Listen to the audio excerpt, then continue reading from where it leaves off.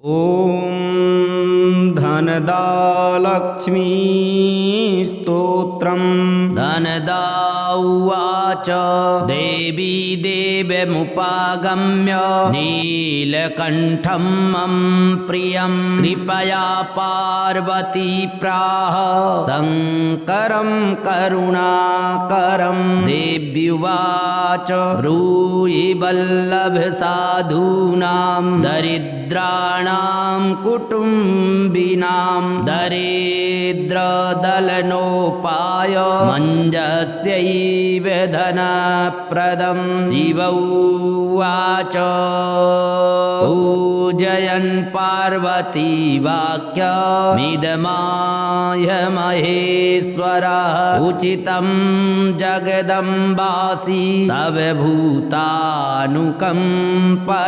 ससीतं सानुजं रामं साञ्जनेयं सानुगं प्रणम्य परमानन्दं वक्षेऽहं स्तोत्रमोत्तमं। धनदं श्रद्धानानां श्रद्धया सुलभकारकं योगक्षेमकरं सत्यं सत्यमेव वचो मम। पठन्तः पाठयन्तोऽपि ब्राह्मणैरास्तिकोत्तमैः धनलाभो भवेदासु नाशमेति दरिद्रता। भूभवांस भवां भूत्यै भक्तिकल्पलतां शुभां प्रार्थयत्तां यथा कामं कामधेनुस्वरूपिणीं। धन दे देवी दानशीले दया करे त्वं प्रसीद महेशानि यदर्थं प्रार्थयाम्यहं।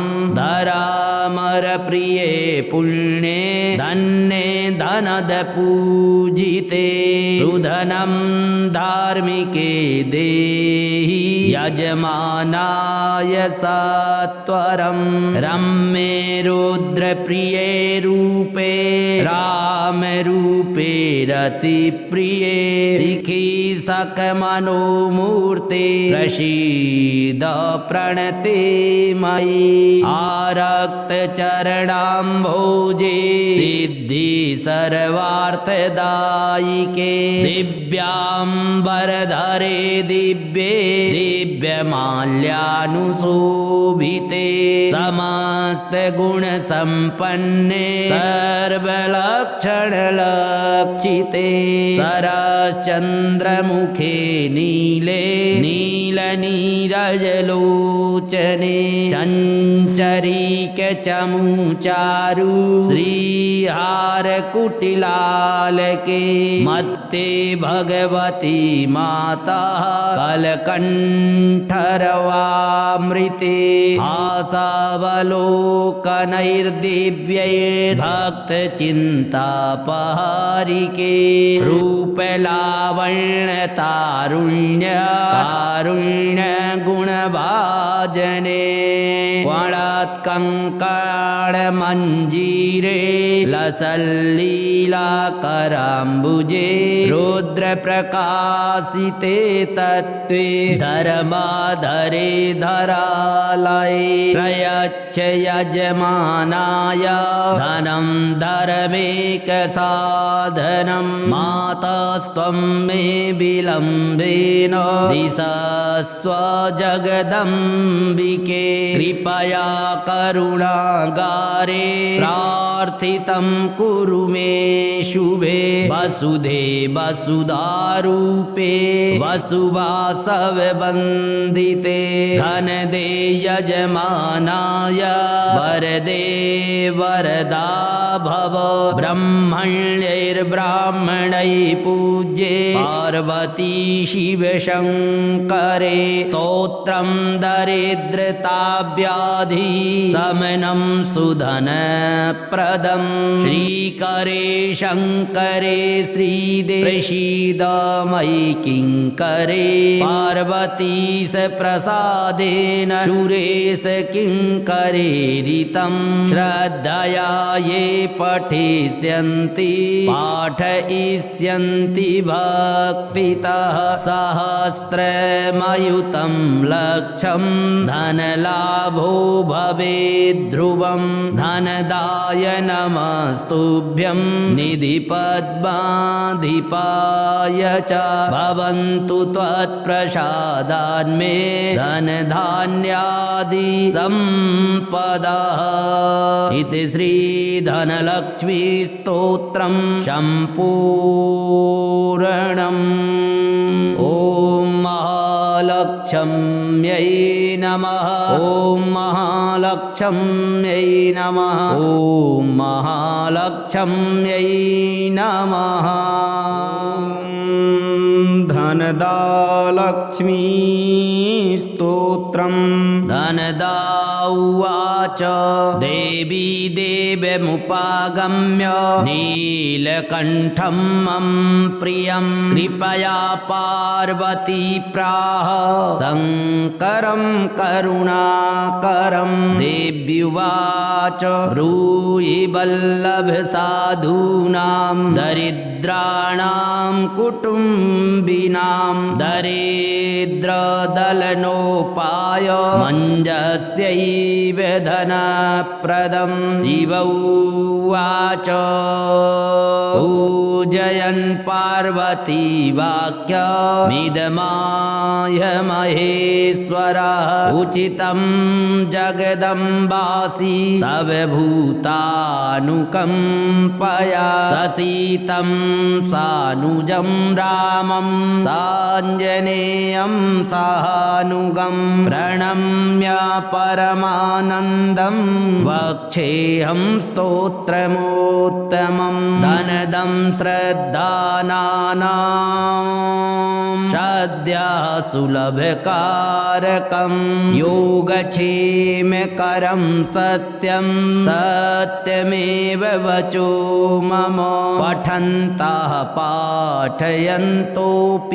ब्राह्मणैरास्तिकोत्तमैः धनलाभो भवेदासु नाशमेति दरिद्रता भूभवांस भवां भूत्यै भक्तिकल्पलतां शुभां प्रार्थयत्तां यथा कामं कामधेनुस्वरूपिणीं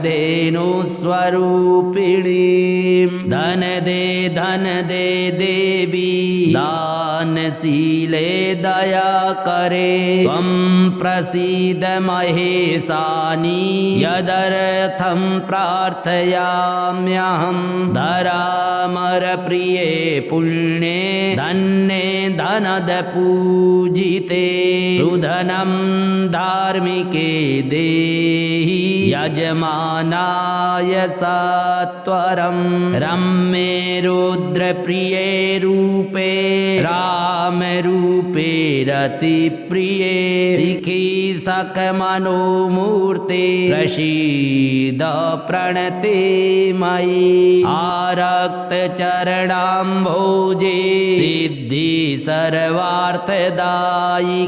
दिव्याम्बरधरे दिव्ये दिव्यमाल्यानुशोभिते समस्तगुणसम्पन्ने सर्वलक्षणलक्षिते शरश्चन्द्रमुखे नीले नीलनीरजलोचने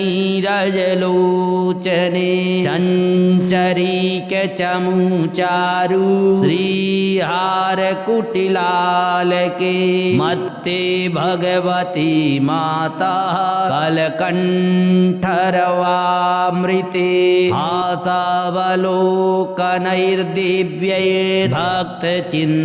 आशावलोकनैर्दिव्यैर्भक्तचिन्तापहारिके रूपलावण्यतारुण्य कारुण्यगुण भाजने वणत्कङ्कणमञ्जीरे लसल्लीलाकराम्बुजे रुद्रप्रकाशिते तत्त्वे धर्माधरे धरालये प्रयच्छ यजमानाय धनं धर्मेकसाधनं मातस्त्वं मे विलम्बेन दिशस्व जगदम्बिके कृपया करुणागारे प्रार्थितं कुरु मे शुभे वसुधे वसुधारूपे वसुवासववन्दिते धनदे यजमानाय वरदे वरदा भव ब्रह्मण्यैर्ब्राह्मणैः पूज्ये पार्वती शिवशङ्करे स्तोत्रं दरिद्रताव्याधि शमनं सुधनप्रदं श्रीकरे शङ्करे श्रीदे प्रसीद मयि किङ्करे पार्वतीश प्रसादेन सुरेश किङ्करेरितं श्रद्धया ये पठिष्यन्ति पाठयिष्यन्ति भक्तितः सहस्रमयुतं लक्षं धनलाभो भवेद् ध्रुवं धनदाय नमस्तुभ्यं निधिपद्माधिपाय च भवन्तु त्वत्प्रसादान्मे धनधान्यादि सम्पदः इति श्रीधनलक्ष्मी स्तोत्रं सम्पूर्णम्। ॐ महालक्ष्म्यै नमः। ॐ महालक्ष्म्यै नमः। ॐ महालक्ष्म्यै नमः। धनदालक्ष्मी स्तोत्रम्। धनदा उवाच देवी देवमुपागम्य नीलकण्ठं मम प्रियं कृपया पार्वती प्राह शङ्करं करुणाकरं देव्युवाच ब्रूहि वल्लभ साधूनां दरिद्राणां कुटुम्बिनां दरिद्रदलनोपाय मञ्जस्यैव धनप्रदं शिव उवाच पूजयन् पार्वती वाक्यमिदमाय महेश्वरः उचितं जगदम्बासि तव भूतानुकम्पया ससीतं सानुजं रामं साञ्जनेयं सानुगं प्रणम्य परमानन्दं वक्षेऽहं स्तोत्रमोत्तमं धनदं श्रद्धानानां श्रद्धया सुलभकारकं योगक्षेमकरं सत्यं सत्यमेव वचो मम पठन्तः पाठयन्तोऽपि ब्राह्मणैरास्तिकोत्तमैः धनलाभो भवेदासु नाशमेति दरिद्रता भूभवांस भवां भूत्यै भक्तिकल्पलतां शुभां प्रार्थयत्तां यथा कामं कामधेनुस्वरूपिणीं धन दे देवी दानशीले दया करे त्वं प्रसीद महेशानि यदर्थं प्रार्थयाम्यहं धरामरप्रिये पुण्ये धन्ये धनद पूजिते सुधनं धार्मिके देहि यजमानाय सत्वरं रम्ये रुद्रप्रिये रूपे रामरूपे रतिप्रिये शिखी सकमनोमूर्ते प्रसीद प्रणते मयि आरक्ष चरणाम्भोजे सिद्धि सर्वार्थदायिके दिव्याम्बरधरे दिव्ये दिव्यमाल्यानुशोभिते समस्त गुणसम्पन्ने सर्वलक्षणलक्षिते शरच्चन्द्रमुखे नीले नीलनीरजलोचने चञ्चरीकचमुचारु श्रीहारकुटिलालके मत्ते भगवती माता कलकण्ठरवामृते हासावलोकनैर्दिव्यैर्भक्तचिन्तापहारिके रूपलावण्यतारुण्य कारुण्यगुणभाजने क्वणत्कङ्कणमञ्जीरे लसल्लीलाकराम्बुजे रुद्रप्रकाशिते तत्त्वे धर्माधरे धरालये प्रयच्छ यजमानाय धनं धर्मेकसाधनं मातास्त्वं मे विलम्बेन दिशस्व जगदम्बिके कृपया करुणागारे प्रार्थितं कुरु मे शुभे वसुधे वसुधारूपे वसुवासववन्दिते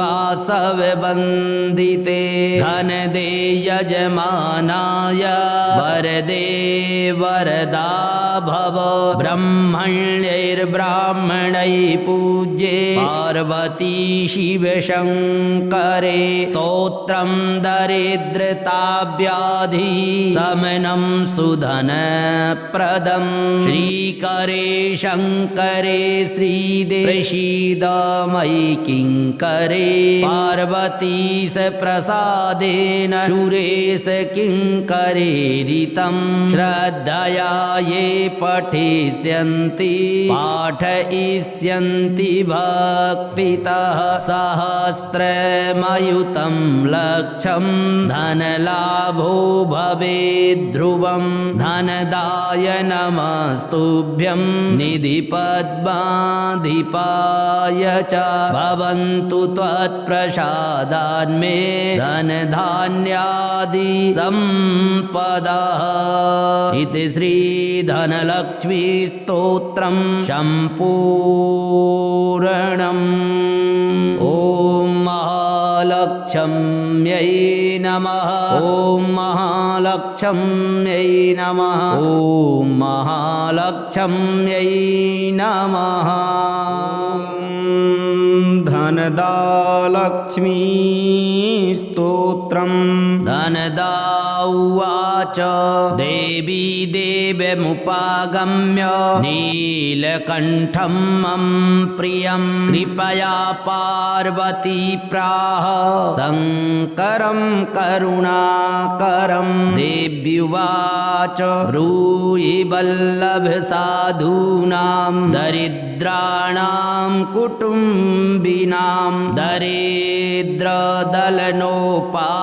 मञ्जस्यैव धनप्रदं शिव उवाच पूजयन् पार्वती वाक्यमिदमाय महेश्वरः उचितं जगदम्बासि तव भूतानुकम्पया ससीतं सानुजं रामं साञ्जनेयं सानुगं प्रणम्य परमानन्दं वक्षेऽहं स्तोत्रमोत्तमं धनदं श्रद्धानानां श्रद्धया सुलभकारकं योगक्षेमकरं सत्यं सत्यमेव वचो मम पठन्तः पाठयन्तोऽपि ब्राह्मणैरास्तिकोत्तमैः धनलाभो भवेदासु नाशमेति दरिद्रता भूभवांस भवां भूत्यै भक्तिकल्पलतां शुभां प्रार्थयत् यथा कामं कामधेनुस्वरूपिणीं धन दे देवी दानशीले दया करे त्वं प्रसीद महेशानि यदर्थं प्रार्थयाम्यहं धरामर प्रिये पुण्ये धन्ये धनद पूजिते सुधनं धार्मिके देहि यजमानाय सत्वरं रम्ये रुद्रप्रिये रूपे रामरूपे रतिप्रिये शिखि सकमनोमूर्ते प्रसीद प्रणते मयि आरक्तचरणाम्भोजे सिद्धि सर्वार्थदायिके दिव्याम्बरधरे दिव्ये दिव्यमाल्यानुशोभिते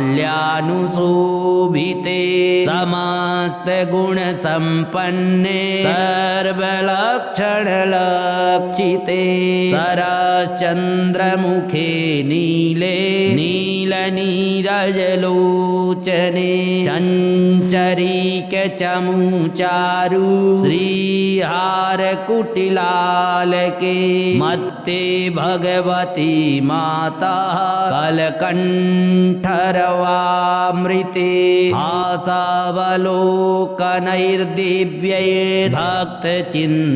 आशावलोकनैर्दिव्यैर्भक्तचिन्तापहारिके रूपलावण्यतारुण्य कारुण्यगुणभाजने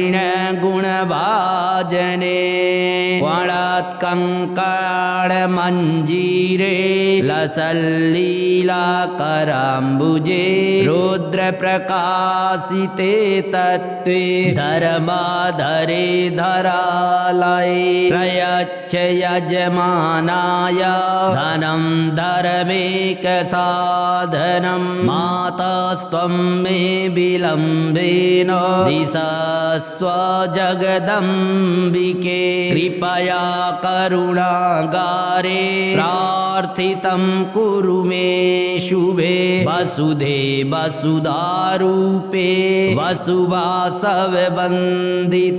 धनदे यजमानाय वरदे वरदा भव ब्रह्मण्यैर्ब्राह्मणैः पूज्ये पार्वती शिवशङ्करे स्तोत्रं दरिद्रताव्याधि शमनं सुधनप्रदं श्रीकरे शङ्करे श्रीदेव प्रसीद मयि किङ्करे पार्वतीश प्रसादेन सुरेश किङ्करेरितं श्रद्धया ये पठिष्यन्ति पाठयिष्यन्ति भक्तितः सहस्रमयुतं लक्षं धनलाभो भवेद्ध्रुवं धनदाय नमस्तुभ्यं निधिपद्माधिपाय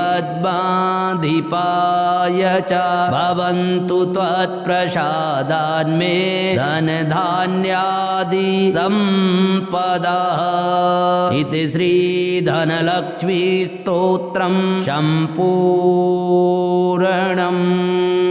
ॐ महालक्ष्म्यै नमः। ॐ महालक्ष्म्यै नमः। ॐ महालक्ष्म्यै नमः। धनदालक्ष्मी स्तोत्रम्। धनदा उवाच देवी देवमुपागम्य नीलकण्ठं मम प्रियं कृपया पार्वती प्राह शङ्करं करुणाकरं देव्युवाच ब्रूहि वल्लभ साधूनां दरिद्राणां कुटुम्बिनां दरिद्रदलनोपाय मञ्जस्यैव धनप्रदं शिव उवाच पूजयन् पार्वती वाक्यमिदमाय महेश्वरः उचितं जगदम्बासि तव भूतानुकम्पया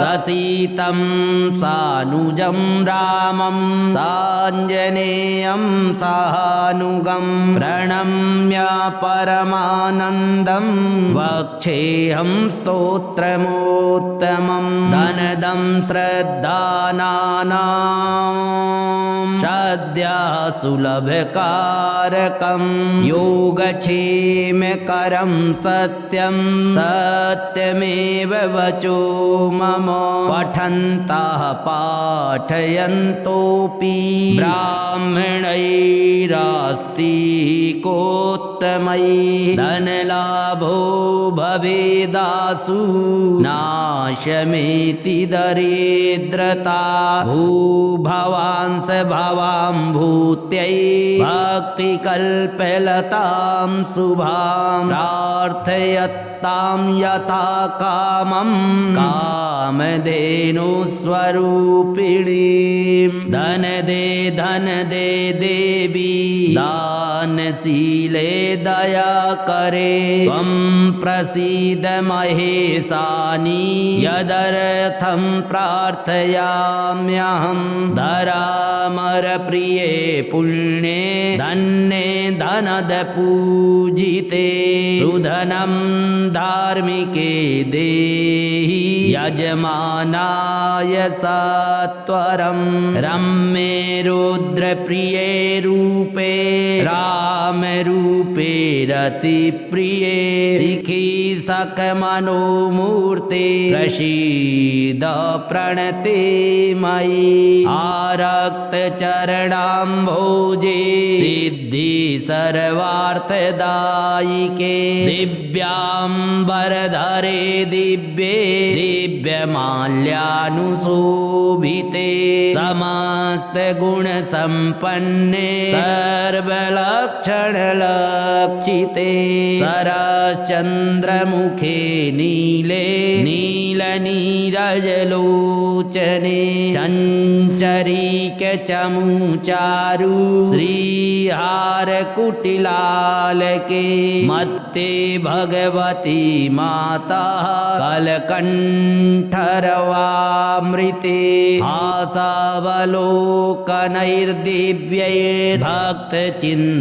आशावलोकनैर्दिव्यैर्भक्तचिन्तापहारिके रूपलावण्यतारुण्य